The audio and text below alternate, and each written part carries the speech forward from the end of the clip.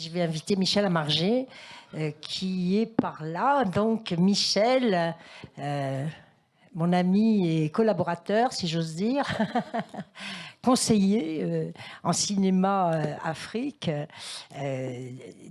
qui est un journaliste lui aussi, qui a beaucoup travaillé à RFI et qui est un grand connaisseur de la cinématographie africaine. Et nous travaillons ensemble depuis maintenant...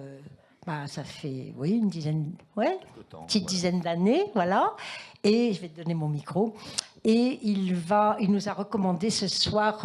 Alors, on peut mettre Guillaume, s'il te plaît, Nom. Déjà Michel Amargé et Sana Nadana.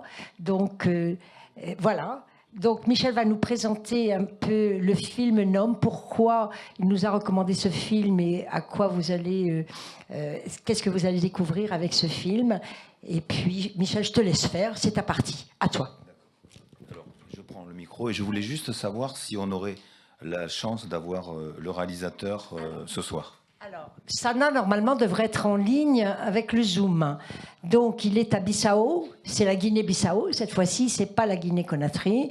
La Guinée-Bissau qui avait fait sa révolution, enfin, en tout cas, qui avait conquis son indépendance dès les années 1969 dans une guérilla, même guerre, contre les Portugais. Voilà.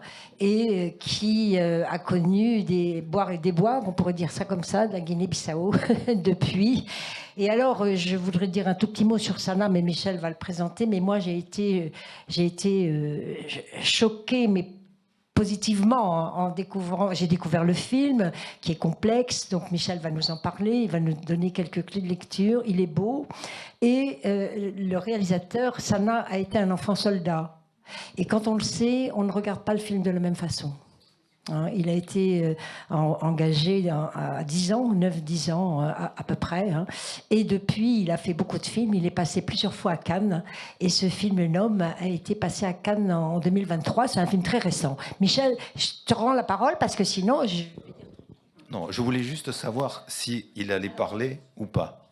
Non. Voilà, il va pas parler. Ok. Il nous a promis d'être à l'heure, alors il faut guetter, on ne sait jamais. Ça dépend sur quel fuseau horaire il est aussi. Donc voilà. Il est hors de Paris. Il est hors de Paris. François, peut-être aller devant le Zoom pour guetter Sana ou je ne sais pas. Sinon, bon. Moi, je monte en régie. Alors sinon, je vais juste introduire le film pour ne pas être trop long parce que ça va vous reposer un peu. De voir, voilà, il y aura un débat après, et peut-être s'il ne peut pas nous avoir avant, on l'aura après. Alors, ce film correspond bien, si vous voulez, au thème de cette soirée et de cette conférence, qui est sur les indépendances. La Guinée-Bissau, ce petit pays enclavé entre le Sénégal et la Guinée, a beaucoup bataillé justement pour avoir son indépendance. C'est une enclave portugaise, dans ce coin qui était plutôt sous domination française. Et c'est vrai qu'à partir des années 50, il y a eu un ensemble de combattants qui se sont regroupés sous la houlette d'Amilcar Cabral pour arriver à faire bouger les Portugais et à les chasser. C'est ce contexte-là dont va nous parler ce film. Ce film retrace en fait, mais c'est une fiction, documenté. Ce film retrace le passage à l'indépendance et ce qui se passe depuis l'indépendance. Et Sanana Nada, le réalisateur, lui, a vécu cette marche et l'a accompagné. Effectivement, très jeune, il voulait être médecin. Les troupes l'ont embarqué pour être infirmier. Et à l'âge de 15 ou 16 ans, il a commencé à soigner des gens dans les hôpitaux pendant la guerre pour l'indépendance contre les Portugais. Et il a été remarqué par Amilcar Cabral, qui a pensé que pour conquérir le pouvoir, il fallait aussi conquérir l'image et il fallait aussi montrer les combats qui allaient se passer. Et donc, il a expédié 4 personnes pour se former à Cuba, à l'Institut des Arts Visuels. Et Sana Nada a fait partie de cette bande de 4 réalisateurs. Et donc, il s'est formé un peu vite, un peu bien, et il est retourné filmer les combats. Et donc, pendant 3 ans, ils ont été tous opérateurs, ils ont été dans les combats, dans les forêts et au milieu des combats. Les images que vous allez voir en noir et blanc dans le film sont les images réalisées par cette bande de jeunes caméramans qui ont dû se battre effectivement non seulement pour ne pas être battus par les Portugais, mais qui ont dû se battre aussi pour apporter leurs images à développer. Il fallait faire de longues journées de marche pour les faire développer en passant par Conakry ou parfois par Dakar. Et ils sont restés tous pendant 3 ans sans voir les images qui tournaient de manière régulière pour documenter et archiver, si vous voulez, cette mémoire de la guerre et des combats. Alors c'est autour de ce terreau que le film est tissé, vous allez voir. Il a été écrit il y a longtemps comme le deuxième élément d'un triptyque qui aurait commencé avec le premier long métrage de Sanana Nad, qui s'appelait Ximé, et qui montrait dans une famille de Guinée-Bissau déjà tout ce qui allait être l'écho des combats et des fractures qui allaient diviser une famille.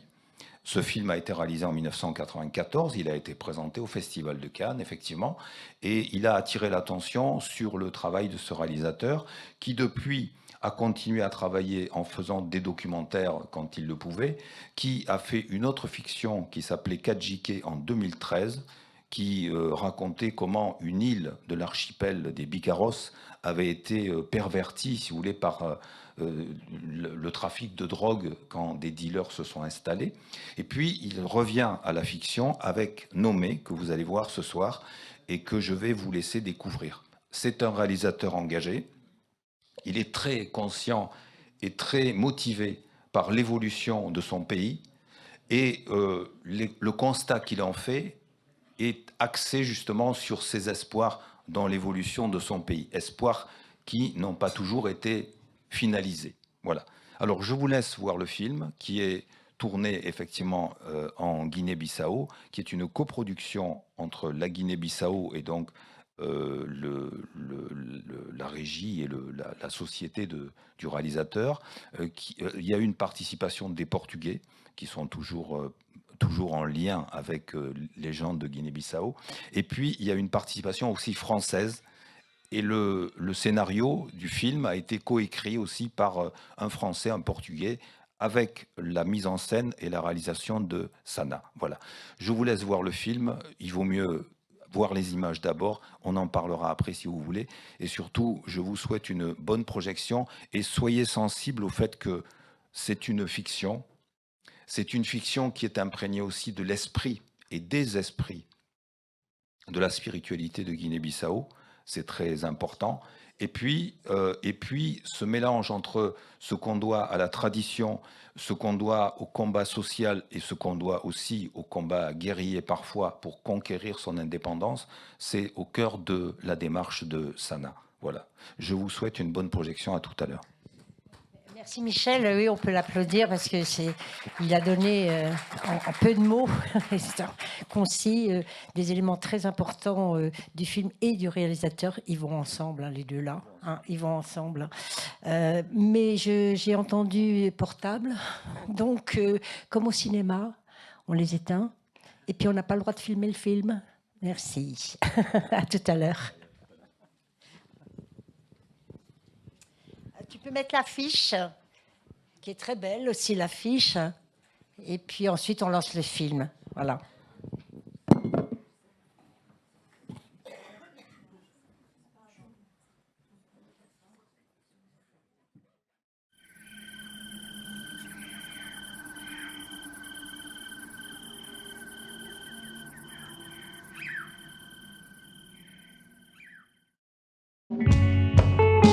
SU. E era 2 anos mais novo que a guerra na Consa. Esse nome, minha filha. Quem agora que junta nome que é? Aquilo agora, vou na barra descobrir. E senhora? Ele agora não vai contestar. A mim nunca conta eles. A mim também.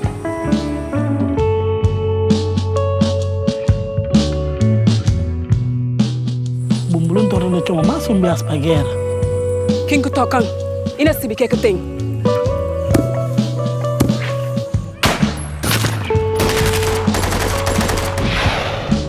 Seja bem-vindo à Força Armada de PSGC. Como intenção Guiné e não na Libertal. Intenção Guiné. Aha. No pincha.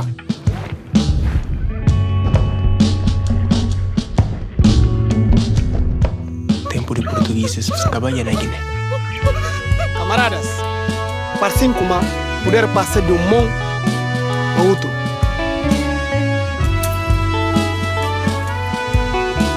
Ladrão. Reunião foi bom.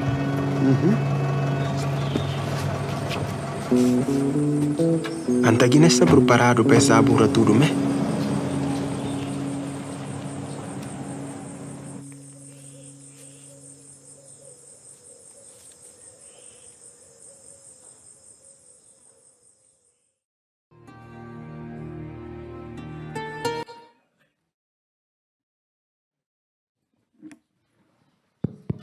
Il marche le micro. Ben voilà. Écoutez, on revient un peu dans le temps présent et on revient de Guinée-Bissau aussi. Il y a quelque chose qui siffle, peut-être les micros ne sont pas éteints. Voilà. Je vous ai dit tout à l'heure que c'était un film qui reflétait aussi l'engagement de son auteur, Sanana Anad, puisque les images que vous avez vues, les images anciennes d'archives, c'est lui qui les a tournées en majorité avec ses camarades de front. Et il y a plusieurs films en fait dans cette histoire, peut-être, vous l'avez senti, ces témoignages d'archives, cette fiction qui est une fiction aussi très universaliste dans la forêt, avec le symbolisme et la spiritualité qu'il peut y avoir dans les régions comme ça et les sous-régions, en Guinée-Bissau en particulier. Et puis cette histoire aussi qui est un regard sur ce qu'est devenu et ce que sont devenus ces espoirs pour la lutte qui n'a pas tout à fait rendu les gens qui l'ont fait toujours responsables de la suite des États. Et donc c'est pour ça que ce film se situe bien dans notre rencontre d'aujourd'hui sur les indépendances et les dépendances quelque part. Voilà. Alors j'espère que vous avez été touchés, peut-être transportés par aussi... Il y a une musique très délicate qui est faite par un grand musicien, enfin le fils d'un grand musicien, Remni Schwartz, qui était le fils d'un grand musicien, José Lopez Schwartz, voilà, qui a fait beaucoup de tubes et qui était très très connu à l'époque. Et c'est en ce sens que le réalisateur a demandé à son fils de prendre en charge la musique, même si elle est discrète, elle est là. Et donc, ça participe aussi au côté poétique du film. Voilà. Parce qu'il y a un côté militant, évidemment, efficace, il y a un message, mais il y a aussi beaucoup de poésie. Et c'est peut-être ce qui rapproche peut-être un peu plus les spectateurs que la stricte narration du film. Alors voilà, je ne sais pas si vous avez des questions ou des choses à dire sur le film, n'hésitez pas, je suis prêt sinon à répondre, du moins à parler du film avec vous. C'est un projet qui a mis bien sûr beaucoup de temps à se développer. Les réalisateurs de Guinée-Bissau, à part Flora Gomez qui est son collègue, on n'en connaît pas beaucoup ici. Et pourtant, il y a des images qui se font pour les télévisions, pour toute cette zone dans laquelle il y a la langue portugaise qui est encore toujours très active. Et voilà, donc ce film contribue à cet imaginaire et à cette production de cinéma qui est celle de Guinée-Bissau. J'ai une question sur les acteurs, le choix des acteurs. Alors le choix des acteurs, bah écoutez, les acteurs, il les a choisis, c'est des acteurs qui ont pratiquement pas tourné beaucoup, parce qu'il n'y a pas une grande école d'acteurs, il n'y a pas beaucoup de production de télévision et de production de cinéma qui justifierait qu'il y ait beaucoup d'acteurs. Donc il les a choisis plutôt pour des rencontres et des figures, quelque part. Voilà. À part peut-être le personnage de la jeune femme, qui est quelqu'un qui a déjà tourné dans des séries télé, etc., et qui l'a utilisé parce qu'elle pouvait lui permettre de dialoguer avec les autres acteurs qui étaient des non-professionnels. Donc voilà. Mais sinon, la plupart des acteurs sont des acteurs de la vie et qu'il a rencontrés, qu'il a pris et qu'il a mis dans sa fiction et dans son univers aussi. Oui, parce que justement, son nom ne me semble pas bissau-guinéen, plutôt mozambicain. Elle est bissau-guinéenne. Il a... Oui, oui, tout à fait. Mais tout à fait, parce qu'il a une ouverture aussi beaucoup sur le Mozambique et sur l'Angola et tous ces pays qui se sont retrouvés à Cuba pour apprendre le cinéma à l'époque de la Révolution. Voilà, c'était des colonies portugaises. Et son opérateur est aussi un opérateur du Mozambique, José Ribeiro, qui est aussi un réalisateur et qui est quelqu'un qu'il a connu et apprécié en voyant son travail aussi de l'époque.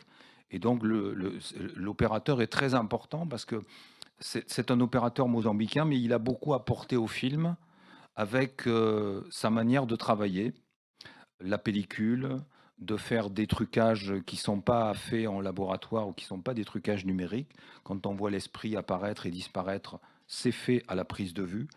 Les voilages que vous avez vus, les effets derrière les vitres, etc., tout ça, ce sont des jolies choses qui ont été aussi apportées et relayées par le chef opérateur qui a collaboré au film, voilà, et qui est du Mozambique. Le film n'a pas tout à fait encore été montré en Guinée-Bissau, mais il va l'être. Il va l'être, oui, oui, tout à fait. Il a commencé sa carrière au Festival de Cannes, où il était en sélection de la part par l'ACID. Il commence une carrière un petit peu en festival. Aujourd'hui, c'est une avant-première française, parce que, à ma connaissance, il n'a pas encore été projeté sur le territoire français. Voilà. Donc c'est une avant-première. Il sera probablement distribué en 2024 en France. Et puis en Guinée-Bissau, bien sûr, on va le montrer. Peut-être pas dans des cinémas, mais dans des projections itinérantes. Et comme le réalisateur est vraiment très engagé, je vous l'ai dit, pour faire vivre le cinéma de son pays, il va accompagner les projections et il va en parler. Voilà. C'est dommage qu'on n'ait pas pu entendre un peu sa voix aujourd'hui, parce que c'est quelqu'un qui a une vision très claire du cinéma et qui est très pédagogue dans sa manière d'expliquer son travail. Il sait ce qu'il fait, il sait pourquoi il le fait, et c'est très agréable parce que ses explications sur ses films sont souvent très claires et simples. Voilà. Donc il va rencontrer son public et le film va être projeté en Guinée-Bissau. Oui, bien sûr. C'est aussi une manière de rendre hommage à la mémoire de la Guinée-Bissau. Et surtout, c'est un film qui s'adresse à ses contemporains pour leur dire qu'est-ce que vous avez fait des espoirs de nos indépendances. Voilà. Bonsoir et merci pour tous ces éclaircissements. J'ai une question concernant peut-être vous pouvez dire quelque chose sur la lutte pour la libération. La deuxième question, je me suis demandé d'où venaient tous ces armes, parce qu'elles contrastent fantastiquement avec la misère, la ruralité de la situation. Et puis la troisième question, c'était l'école qu'il a fréquentée à Cuba, si j'ai bien compris. Il a passé quelques mois où c'est lui, le réalisateur ou l'opérateur, ou je n'ai pas très bien compris. Si vous pouvez parler de son école, parce qu'il y a des aspects évidemment de l'école soviétique là. Oui, alors c'est normal parce que les soviétiques étaient très impliqués dans le soutien à Cuba à l'époque. Il y a un institut des arts et de la culture qui s'est mis en place à Cuba, qui était un institut qui formait vraiment bien les gens à l'image, à l'animation, à la prise de vue, au documentaire, à la fiction. Et donc le réalisateur a suivi cet institut qui était beaucoup soutenu effectivement par les soviétiques à l'époque, puisque Cuba et les soviétiques marchaient la main dans la main. Bon. Quant aux armes que vous voyez aussi qui fournissent et qui sont utilisées par tous les combattants de la lutte anticoloniale contre les Portugais, elles viennent aussi des soviétiques qui ont beaucoup armé tous les dispositifs, les procédés de lutte contre ce qui était l'Occident. Et les Portugais étaient évidemment des colonisateurs des mers et des colonisateurs voilà, très présents dans certaines régions, en Angola, en Guinée-Bissau. Et donc, effectivement, et au Mozambique aussi, et donc le pouvoir soviétique a beaucoup soutenu et a fourni des armes, etc., pour agrémenter cette lutte et lui permettre de se concrétiser beaucoup. Alors cette lutte, vous me disiez en première partie de votre question, oui, c'est une lutte qui a duré beaucoup, qui a commencé dans les années 50-60. Il y avait le front de libération de la Guinée-Bissau et du Cap-Vert. Ils étaient main dans la main, ils se sont battus ensemble pour essayer de repousser les Portugais. Et cette lutte a été très difficile et très meurtrière aussi. Voilà. Et elle n'a trouvé de sens que quand le gouvernement du Portugal a changé avec le régime socialiste qui est arrivé en 1974. Et du coup, le Portugal a lâché ses colonies, les a laissées vivre, et puis il ne pouvait plus soutenir, c'était plus dans l'optique du gouvernement socialiste de l'époque. Et c'est pour ça que dans le film, c'est un peu montré, du jour au lendemain, c'est fini, la guerre est finie.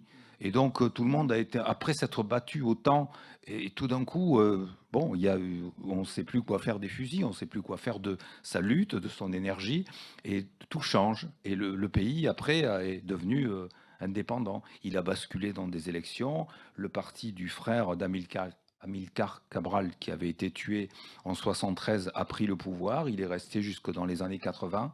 Et c'est devenu un État socialiste, socialisant, qui a engagé vraiment de bonnes mesures pour l'éducation, pour l'école, pour les gens. Et puis en 80, il y a un petit coup d'État qui a repris un peu les choses en main avec des militaires, comme ça s'est produit dans d'autres pays. Et puis on est reparti dans un autre genre de système. Voilà. Alors maintenant, c'est quand même un peu... il y a des élections, etc. C'est moins militaire, mais... Le problème de la Guinée-Bissau, comme beaucoup de pays africains, c'est qu'il y a des richesses quand même en Guinée-Bissau, comme au Cap-Vert. Et donc, du coup, ces richesses, elles attisent le goût de garder le pouvoir et de l'occuper. Voilà. Et donc, il y a eu des successifs coups d'État. Voilà. Il y a beaucoup de corruption en Guinée-Bissau. Voilà. Il y a beaucoup, oui. Effectivement. Il y a beaucoup de narcotrafiquants. Mais beaucoup, oui. Oui, oui. Le Cap-Vert et la Guinée-Bissau sont des plateformes où la drogue tourne. C'est où? Oui. Oh. Non, c'est... Je ne sais pas qui c'est qui a le micro.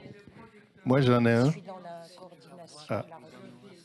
Eh bien, il y a une production entre la France, le Portugal et la Guinée-Bissau. Et la Guinée-Bissau, surtout pour la... Oui, la France a participé. Oui. Il y a une production française qui est entrée, qui l'a appuyée, et un des scénaristes du film est un Français. Voilà. Donc la France a participé. J'ai pas entendu, tu parlais pas de ce film, tu parlais duquel? Si. Je parlais de Celui-là, celui-là, oui, de d'accord. la production. Alors, Oui. une question là. En fait, Alors- c'est un témoignage, parce que plus qu'une question. Il y a eu, pendant cette période-là, moi j'étais lycéen, et il y a eu pas mal d'étudiants ou d'écoliers ou d'élèves de tous ces pays qui venaient au Bénin, à l'époque, qui a changé de nom, qui s'appelait Dahomey avant, qui est devenu Bénin, marxiste-léniniste, avec Mathieu Créco. Et je trouve que les images d'archives sont vraiment... c'est assez émouvant, parce que moi, je n'avais jamais vu... il nous racontait les guerres quand il revenait des vacances, mais on n'a jamais vu de film. Et donc là, voir les combats comme ça, c'est quand même... C'est très touchant. Voilà, c'est juste ce témoignage que je voulais partager avec Ils ne vous. sont pas omniprésents, mais Et oui, je vous remercie. Oui. Et vraiment, il y avait des Angolais, des Mozambicains, Oui. des Sud-Africains, Oui. le Cap-Vert, le Frélimo, le PIGC, Ouais. et même comment ça s'appelle, la Guinée-Bissau, on vient d'en parler. Oui. Voilà, donc qui venaient suivre les cours avec nous et qui partaient au combat après, certains ne revenaient pas, donc d'autres... Voilà. Oui, mais ces images d'archives, elles sont très précieuses. Et d'ailleurs, c'est très important d'avoir toujours des images d'archives qui documentent la mémoire des gens. Et ces images d'archives, en fait, je vous le disais tout à l'heure au début, ces images, les cinéastes les ont tournées sans pouvoir les voir pendant 3 ans. Parce qu'évidemment, il n'y avait pas de laboratoire dans le pays. Et dans la plupart des pays d'Afrique, il n'y en avait pas. Donc il fallait les envoyer en Europe. Et elles ont été envoyées, c'est curieux, après l'indépendance, elles ont été envoyées en Suède. Et elles sont revenues après en Guinée-Bissau. Le réalisateur les a vues avec ses collègues. Et puis, ils les ont archivées dans une salle de montage. Et puis un jour, il y a un attaché de la culture de Guinée-Bissau qui a dit « Il faut dégager cette table ces trucs de montage parce que je veux faire une agence de presse pour la Guinée-Bissau ici. » Donc ils ont sorti toutes les bobines, ils les ont mis dehors, par terre, et plus de la moitié de ces archives sur la guerre ont été perdues. Et du coup, quelques boîtes ont été sauvées. Alors il y a une Portugaise qui résidait à Berlin, c'est assez rocambolesque, qui a pris les boîtes restantes et qui les a amenées à Berlin pour les faire comme ça, les sauvegarder, les dupliquer, les faire numériser après. Et c'est à partir de ce moment-là que ces images d'archives ont pu être utilisées et être revitalisées par la fiction de Sana Nanad. Voilà. C'est une histoire étrange. Voilà. Donc ça repart du nord au sud. C'est ça le problème, c'est que à l'indépendance des pays africains, il n'y avait pas de laboratoire et pas de moyens de faire de la post-production non plus dans les pays. Et donc, il fallait avoir accès et en passer par l'Occident. À partir du moment maintenant où il y a des studios de montage, où on fait des images numériques, on peut s'émanciper de ça. Mais à l'époque, ce n'était pas possible. Le film devait être développé dans un laboratoire et souvent, c'était en Europe. Voilà. Pas encore beaucoup, parce que tu es du Bénin, c'est ça? Oui. Parce que quand on sait qu'au Bénin, il n'y a pas encore de salle de cinéma, enfin, il y a un cinéma ambulant, il va y avoir 2 salles à Cotonou, c'est ça? Donc, il n'y a pas encore, dans certains pays, de quoi travailler. Alors, mais au Bénin, il y a un musée de la mémoire qui se met en route. Voilà. Il y en a plusieurs. Et cette volonté un peu nouvelle du gouvernement qui a décidé de cette impulsion, c'est précieux parce qu'il y aura sûrement une salle de projection et il y aura la possibilité aussi de garder des films, d'autant que certains qui s'en occupent sont aussi des réalisateurs. Oui. Donc ça laisse augurer que ce soit une bonne idée, voilà, une bonne manière de préserver la mémoire et de la montrer aussi. Alors, attends. Donc, il y a une jeune femme qui est derrière qui a demandé la parole. C'était juste dans la foulée, c'était pour faire un petit témoignage, juste pour attirer l'attention. Il n'y a pas que les images d'archives cinématographiques qui sont en danger. Moi, j'ai marché à Dakar, oui. Au dernier étage du ministère de la Communication, sur toutes les bobines des informations oui. Avant l'indépendance, après l'indépendance, qui étaient entassées les unes sur les autres dans des boîtes qui rouillaient. C'est-à-dire que toutes les images d'actualité de l'époque étaient en train de pourrir sous mes yeux. Mais je peux faire écho à votre témoignage parce que c'est quelque chose qui me fait beaucoup de peine, effectivement. Tout ce qui a été enregistré pour la télévision sénégalaise comme pour la télévision de Côte d'Ivoire et tout ça, c'est aujourd'hui un peu laissé sous le coude et on ne se rend pas compte qu'il y avait là des artistes, il y avait là des images, il y avait là des situations qu'il conviendrait vraiment de préserver. Voilà. Maintenant, je peux vous faire une confidence aussi parce que j'ai travaillé à RFI beaucoup. RFI a fait la promotion, a enregistré les premières émissions avec Manu Dibango et tout ça. Et un jour, je suis monté aux archives de RFI pour chercher quelque chose. Et je suis arrivé dans un espèce de couloir très vide, avec plein de bandes enregistrées, des émissions de 45 minutes, 50 minutes, avec tous ces gens qui étaient entassés par terre. Même pas de manière ordonnée, qui étaient entassés par terre, et on ne savait pas quoi en faire.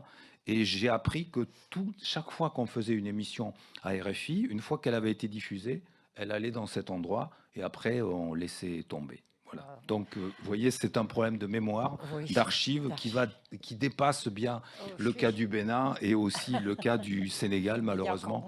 Comme vous dites, il y a du travail à faire. On y réfléchira sur les archives. C'est un beau sujet. C'est un beau sujet, C'est un absolument. beau sujet. Alors, tout d'abord, merci. Zora, Un vous bonsoir. l'avez pas reconnu. Oui, c'est moi, c'est moi. Toi.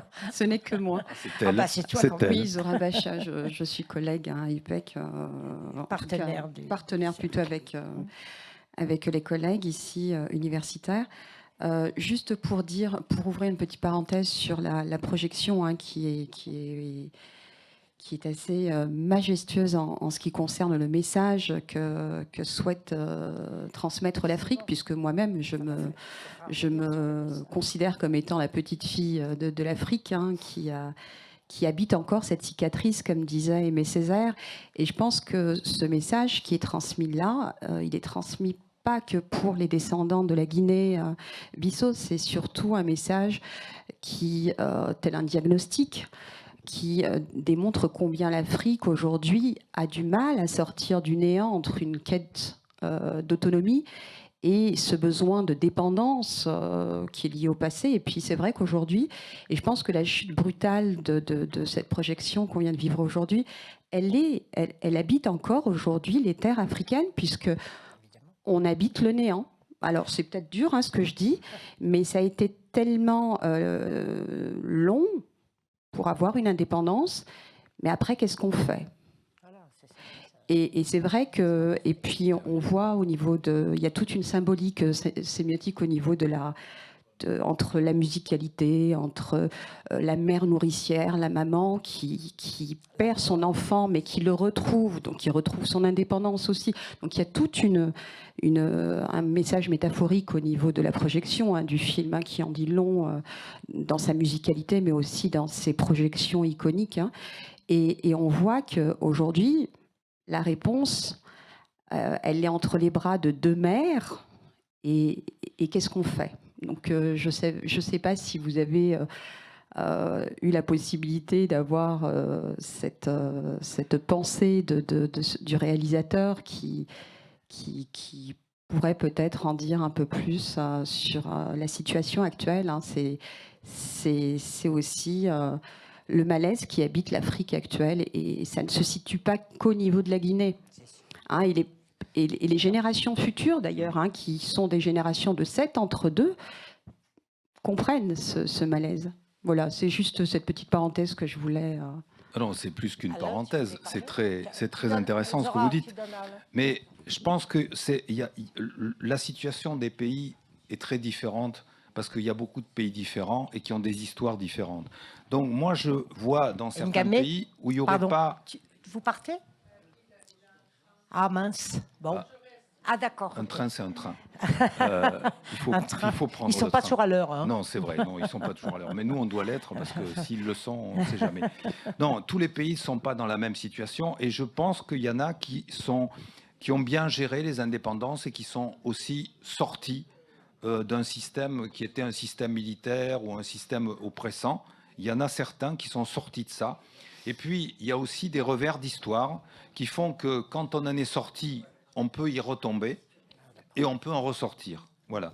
Donc, la Guinée-Bissau a aussi traversé des moments où il y avait un peu moins de corruption, un peu moins de militaires, un peu plus de démocratie, puisqu'on en parlait tout à l'heure de démocratie. D'ailleurs, le réalisateur, à un moment, il a été secrétaire d'État à la communication. Et puis, c'est un gouvernement qui a duré 7 mois parce qu'il y a eu après un autre problème, donc il a été débarqué comme les autres. Mais il y a des moments où ça se calme et où on peut faire des choses. Voilà. Donc, après, je suis très sensible à votre témoignage. Effectivement, c'est quelque chose qui est lancé aux générations qui sont là. C'est-à-dire, il y a un regard assez amer sur ce personnage masculin qui est très négatif, qui, au départ, a l'air très brillant parce qu'il va perpétuer la tradition de construire cet instrument de musique qui sert à beaucoup de choses dans la société. Donc, c'est quelque chose qui est un engagement. Et puis, la manière dont, effectivement, il use de son statut et il use de ce qu'il fait. Et puis, c'est pas brillant, les raisons. C'est pas très brillant. Les raisons de son engagement, déjà. Les raisons de son engagement sont très douteuses, etc. Il s'en va, il laisse cette femme, etc.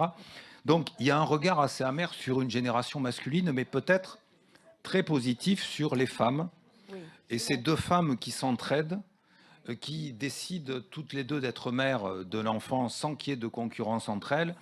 Là aussi, il y a un regard, si vous voulez, pour répondre de la part du réalisateur, un regard d'espoir qui nous dit que là aussi, les femmes ont un rôle positif et constructif à jouer dans la société. La mère, c'est pas terrible non plus quand même. La mère, elle finit mal. Elle démarre bien. Elle démarre bien, mais elle est dans un problème où elle a été dépossédée quelque part aussi. Alors, dépossédée, mais en même temps attirée aussi par pouvoir et facilité peut-être aussi, liée à la corruption d'ailleurs de tous ces pays. Hein. Oui. Donc je pense que c'est intéressant parce que c'est pas une opposition homme-femme. D'ailleurs, celui qui fait la morale à la fin, c'est un homme. Hein. Il est dans son fauteuil roulant et il vient dire non, c'est pas ma Guinée, c'est pas mon combat. Donc c'est intéressant, c'est pas seulement une opposition entre les hommes et les femmes. J'ai vécu de façon beaucoup plus contradictoire, beaucoup plus intéressante. Ah oui, mais les personnages sont un peu contrastés. Et on peut voir peut-être dans la position de justement ce personnage qui vient leur dire leurs 4 vérités et à quel point ils se sont compromis. On peut voir quelque part la position du réalisateur. Oui, c'est possible. Qui est... Mais justement, c'est le message qu'il voulait passer. Ouais. Je pense. On reviendra sur le message en quelques mots, parce qu'Alain déjà, Philippe et Louis. Alors, Alain. Oui, je me permets de faire un lien avec le débat de tout à l'heure. Et en fait, ce que me renvoie peut-être ce film, c'est cette notion de complexité. Le réel est hautement complexe, et puis quand on essaye peut-être par des formules, par des schémas, à se dire peut-être comment on devrait faire. J'ai souvent l'impression qu'on nage dans des stéréotypes et souvent un regard un peu particulier sur la manière qu'on devrait faire en Afrique. Et je me dis, il faut faire confiance à l'intelligence des hommes, à l'intelligence des peuples. En fait, qu'est-ce que c'est que gouverner, servir, la démocratie, ainsi de suite, si ça ne se résume aux besoins d'épanouissement des humains, tout simplement, que les gens sentent bien. Et cela, nous pouvons, dans tous les continents, nous questionner sur... Et moi, j'ai beaucoup aimé l'intervention de Nicolas Desfages, et donc, qui, justement, à un moment donné, il faut être concret. On n'est pas juste dans l'idée de dire voici ce que ça devrait être, comment nous pouvons faire.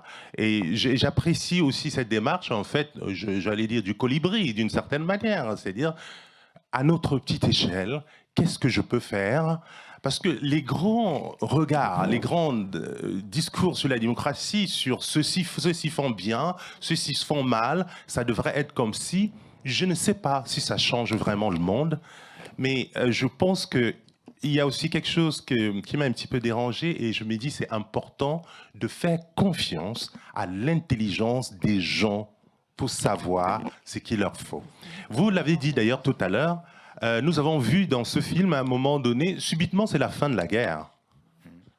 On pourrait s'attendre, on pourrait se dire, oh ben ça va être le chaos, qu'est-ce qu'ils vont faire? Ils n'ont rien, mais ils se débrouillent et ils continuent à vivre. Parce qu'il faut regarder les choses aussi à l'échelle de l'humanité, à l'échelle de la vie, qui ne se résume pas à quelques années, quelques moments, quelques conjonctures. Je veux dire que l'existence nous précède et nous succédera. Tu permets, Michel, je voudrais lui dire un petit mot à Alain. Je ne pense pas qu'on ait entendu ce soir, en tout cas. Il n'y a qu'à faire comme ci, comme ça. Non, on s'interroge beaucoup et on essaie de s'appuyer quand même sur des expériences. C'est-à-dire qu'il n'y a pas de modèle, sans doute, à appliquer, à transférer, mais il y a des expériences vécues par les différents peuples, par nous-mêmes d'ailleurs, et on espère en tirer le meilleur pour pour essayer de transférer justement et d'analyser ce qui ne va pas, ce qui n'est pas bien pour éviter le pire. Parce que on peut faire confiance au peuple, mais enfin, quelquefois, les peuples, ils sont derrière des tyrans, ils sont derrière des dictateurs, ils soutiennent les mauvaises causes. Donc, il faut le savoir. Donc, non, mais il faut le savoir. C'est parce que derrière le peuple, il y a l'éducation, il y a la civilisation d'un peuple, il y a son engagement. Et les engagements individuels, moi, je les partage. Alors, je suis pour, je l'ai dit combien de fois à Tiffing et moi-même, je me suis engagée. Mais les engagements collectifs, c'est très important. C'est-à-dire qu'il faut arriver à mobiliser des communautés d'hommes, des peuples, mais à condition, bien sûr, qu'on sache où on veut aller. On a très peu de débats sur la vision qu'on peut avoir de la société dont on rêve. Il n'y a pas de débat, il n'y a pas de projet. Et alors, à ce moment-là, on va, on vient, il y a des bonnes actions, il y en a des pas bonnes. Et puis, ceux qui ont le pouvoir, par contre, ou la richesse, ou la puissance, c'est pas toujours ceux qui nous guident les meilleurs, hein, on va dire ça comme ça. Et donc, je pense qu'il y a un regard historique à avoir et on pourrait revenir au message de Sana. Moi, je ne l'ai pas compris comme ça, le message. Hein. C'est pas il y a la paix au Portugal. Alors, enfin, il y a un changement de régime au Portugal. On a soutenu la révolution des œillets, c'était celle-là. Hein. Et donc, on a eu des amis qui se sont engagés dans l'Europe, justement, pour participer à la fabrication d'une démocratie européenne, y compris au Portugal, et puis, etc.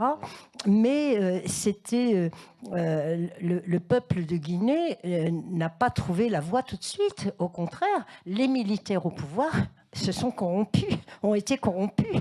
Et c'est bien le message qu'il a donné, enfin qu'il a porté. Et il a dit, attention, de mettre des militaires au pouvoir, pourquoi pas, mais ça peut donner ça peut donner le pire. Il ne faut pas oublier que Sana était aussi un enfant soldat, il vient de là.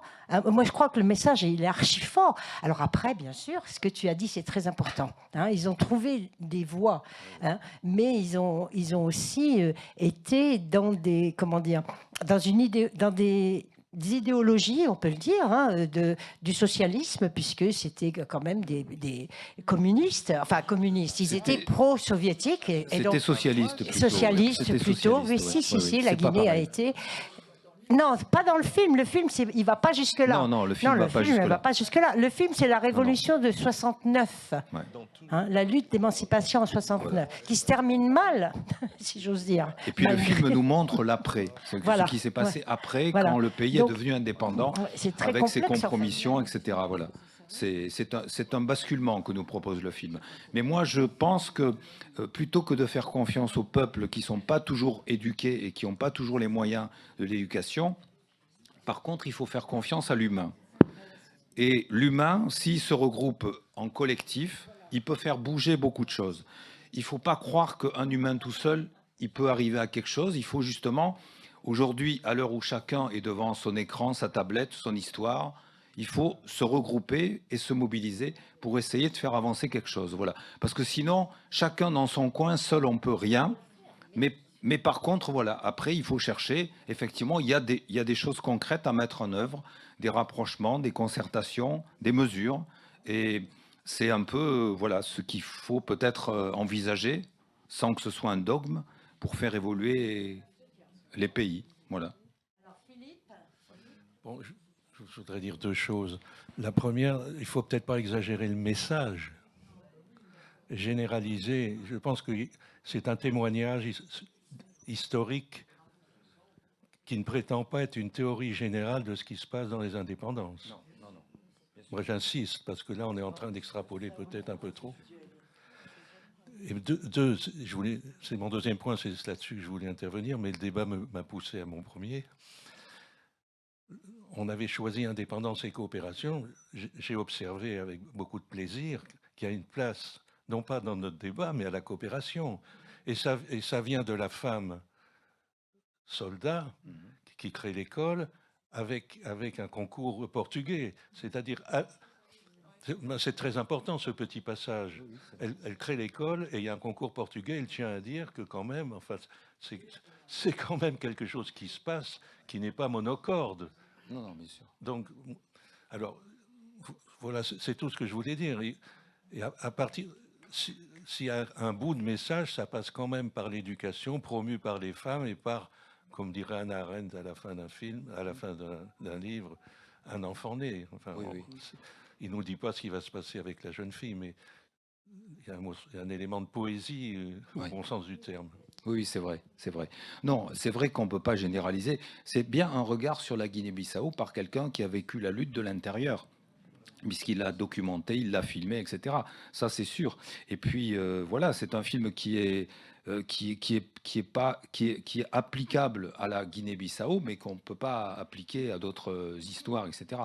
Quant à la coopération, je vous rappelle ce que je vous ai dit tout à l'heure, c'est que si les bobines qu'il a mis dans son film sont là, c'est une Portugaise qui résidait à Berlin, qui les a sauvés et qui les a ramenés pour qu'on puisse les numériser.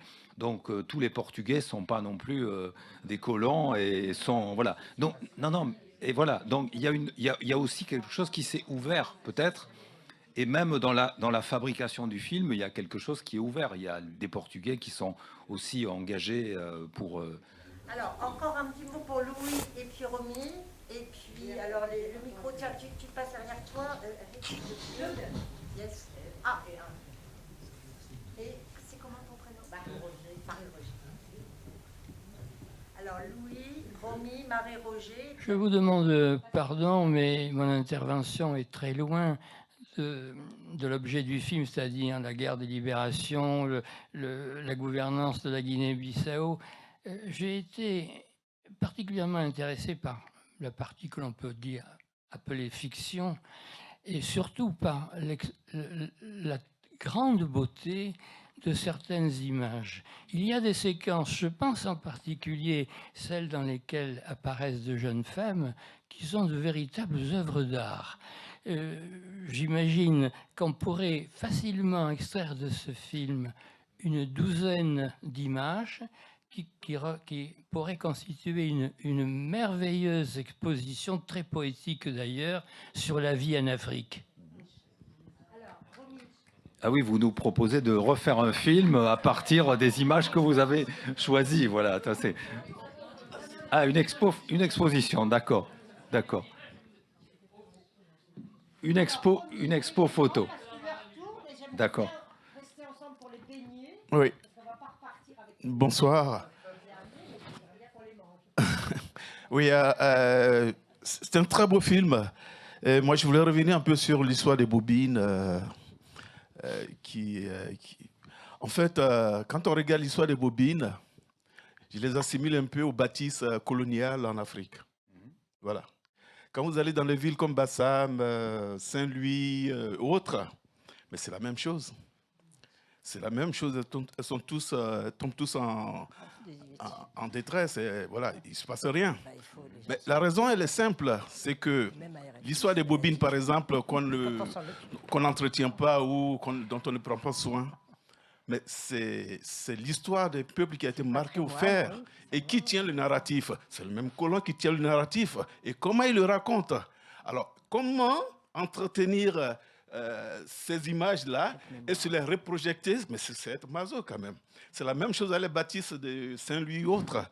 Personne ne veut y faire face parce qu'on se dit, bon, les refaire vivre, c'est comme si on prolongeait l'histoire, c'est comme si on se faisait du mal. Et comment ne pas voir ça alors que c'est là? Donc c'est en fait l'histoire de ces bobines qui partent à Berlin, qui reviennent parce que le peuple a autre chose à faire. Le peuple a envie de passer à autre chose que de se voir en fait, on tourne un peu, éviter de tourner un peu le couteau dans la plaie et puis passer un peu à une autre histoire, quoi, que celle de cette tragédie qui sont les indépendances en fait. Je pense que ça, c'est une des explications. Et puis, pour revenir un peu oui, d'accord. Merci. Très rapidement, moi c'est rapide aussi. C'est au sujet du réalisateur qui était un enfant soldat, justement. J'aimerais savoir un peu quelle a été sa vie après Cuba. Est-ce que, voilà, comment on passe d'enfant soldat à réalisateur aujourd'hui? Comment ça s'est passé pour lui après l'indépendance? Je sais pas, est-ce que... Je vous ai juste dit qu'il avait été enrôlé dans la guerre, mais c'est pas de son fait, il voulait être médecin. Donc il s'est retrouvé à être infirmier sur le front. Ça a duré quelque temps jusqu'à ce que Amilcar Cabral le remarque et décide de documenter ses combats en envoyant des gens se former à l'Institut de Cuba pour faire... voilà. Et bien après, il est allé faire un stage au Sénégal pour finir sa formation. Il a donc tourné des images de guerre et après, il a continué à travailler sur des images documentaires. Il a fait des choses pour la télévision. Il a fait ça, c'est son 3e long métrage après l'indépendance. Ça, c'est son 3e long métrage. Et il a été par ailleurs investi, je vous disais tout à l'heure, secrétaire d'État à un moment où le régime était un peu plus ouvert à la préservation des images et de la mémoire.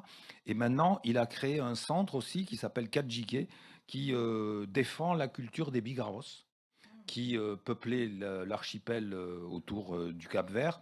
Et donc, il est aussi très impliqué à la fois dans le fait de faire des films comme celui-là, mais il n'en fait pas beaucoup, et aussi impliqué dans ses responsabilités pour préserver la mémoire, pour essayer d'éduquer les gens aussi. Et donc, voilà, c'est en ce sens que je vous disais, c'est quelqu'un qui est complètement engagé dans l'évolution de sa société. Non, il est indépendant. Il n'est pas fonctionnaire maintenant, il est indépendant. Voilà. Cinéaste fonctionnaire, il voilà. n'y en a pas beaucoup. Non, il est indépendant. Voilà. Et puis, bien sûr, cette histoire de mémoire, c'est important, mais je pense que c'est très important aussi, même s'il y a des épisodes douloureux d'une guerre d'indépendance, d'une guerre, même d'une guerre civile, etc. Je pense que les gens doivent aussi voir les images et voir la réalité concrète que ça a été pour pouvoir prendre conscience de ce que ça a été et d'essayer de ne pas le perpétuer. Voilà. C'est aussi en ce sens que les images sont nécessaires pour nous. Bien sûr. Voilà. Alors le droit à la mémoire, ça on a fait tout un festival là-dessus, il n'y a pas longtemps. Par contre, moi ce que je voulais dire, c'est pas non plus un hasard que ce film sorte maintenant. On ne va pas extrapoler sur les autres coups d'État ou les luttes de libération ou sortir complètement de la colonisation ou pour une véritable indépendance. On ne sait plus les mots finalement de ce que cherchent les militaires qui font les coups d'État ou les peuples qui les soutiennent, parce que c'est quand même ça, il ne faut pas l'oublier. Moi, je suis quand même pour rattacher au premier débat que nous avons eu. Nous sommes dans une période où il y a des coups d'État en ce moment dans les pays avec un grand soutien populaire. Et je pense que, sans vouloir extrapoler, bien sûr, la Guinée-Bissau aux autres, à ce qui se passe dans les autres pays, je pense qu'il faut aussi regarder l'histoire de ce qui s'est passé ailleurs, comment ça s'est passé, pour essayer de trouver les voies, effectivement, de construction. Alors, moi, d'une démocratie, moi, j'ai un gros doute sur la démocratie, même à l'européenne, je vais le dire franchement. Donc, je suis pour une démocratie de participation. On en est très, très loin. On n'a pas les institutions ni les structures pour la mettre en place, mais on a quand même des structures d'éducation qui permettent quand même ou d'information, même si elles sont tronquées, même si tout ça, qui nous permettent quand même de pouvoir contribuer, participer, dialoguer, débattre, tout simplement, pour avancer. Alors, on va arrêter là maintenant. Vous m'excuserez. Donc, je voulais remercier Michel. D'abord, on va l'applaudir parce que vraiment, ça fait du bien. Ça fait du bien. Moi, j'adore travailler avec Michel, il le sait de toute façon. Et puis, ce que je voulais vous dire, c'est je voudrais mettre l'accent sur la diversité de nos séances. Je suis moi-même impressionnée, voilà, par la qualité de ces séances. Alors, on en est responsable, mais pas seulement. C'est vrai que les films que nous montrons, qui ne sont pas dans les grandes salles souvent, ou qui ne sont pas revus souvent, comme la séance Douglas Sirk qui a été extraordinaire la dernière fois, mais le film avec les jeunes talents de l'Arménie, Nous étions frères il n'y a pas longtemps, le film sur l'Iran, ou d'autres, je ne vais pas tous les citer, maintenant ça fait une vingtaine, c'est la 17e séance, il n'y en a pas une qui se ressemble, et je trouve que c'est d'une richesse incroyable. Et justement, il y avait Ngamé dans la salle, notre Iranienne, là, tout à l'heure, je me disais, entre l'Iran, la lutte en Iran qu'on a vécue ici avec beaucoup d'émotion, et la lutte pour la liberté en Afrique, c'est deux mondes complètement différent, quoi. Alors oui, il faut faire confiance aux hommes, c'est l'humanité, mais en même temps, avec des cultures tellement différentes qu'on doit rentrer dans la culture de ces pays pour les comprendre et pour les aimer et pour travailler avec, parce que, enfin, c'est Nicolas qui le disait à sa façon tout à l'heure, si on ne comprend pas le pays dans lequel on est, on ne pourra pas élaborer des projets communs. Hein, et ça, c'est tout à fait intéressant. Donc, en tout cas, alors encore un tout petit mot, mais je te redonne la parole après, mais comme ça, j'aurai fini. Je vous invite, pour ceux qui ne le sont pas encore, à devenir... à vous abonner au Cercle Cinéphile. On a absolument besoin de vous pour le faire durer, pour le développer, pour le pérenniser. Et la prochaine séance, ce sera mon cadeau du Nouvel An, si j'ose dire. C'est un coup de cœur que j'ai eu à Yerevan. Ça s'appelle Cinéma Sabaya. C'est un film, ce sera le 19 janvier. C'est un film israélien, mais qui rassemble dans un groupe de femmes, dans un groupe de paroles et de cinéma, des femmes juives et musulmanes, et qui vont parler de leurs rêves et les filmer. C'est simple, c'est beau, c'est émouvant, et en ce moment, ça nous fera le plus grand bien. Donc, je vous invite le 19 janvier à retenir votre date d'ores et déjà. Et puis, nous avons un très, très beau programme pour 2024. En tout cas, j'ai des propositions très belles à faire. On va en discuter la semaine prochaine, et vous recevrez tout ça avec un petit bulletin d'abonnement. Donc, ici, on projette la carte, là, Guillaume, si tu veux bien. Souriez, vous êtes avec nous. Et voilà, et ce pass, il vous donnera droit d'entrée libre à toutes les séances l'année prochaine. Et il faut multiplier, c'est-à-dire que je vous donne une mission. Tous ceux qui ont déjà leur pass, ils ont comme mission à faire un abonnement. Voilà, et vous verrez, ça va. Plusieurs, bien sûr, mais tout de suite, c'est trop plusieurs. Un abonnement, et vous verrez, on sera beaucoup plus nombreux encore. Un grand merci. Michel avait encore un petit mot à dire. Non, juste merci. C'est vraiment un éloge de la pluralité. Donc, sur cette belle pensée, je vous remercie de votre présence et à une prochaine fois. Bonne soirée, bonne continuation. Merci beaucoup. Ça a été tourné quand? Parce qu'avec les choses étant ce qu'elles sont, c'est très important.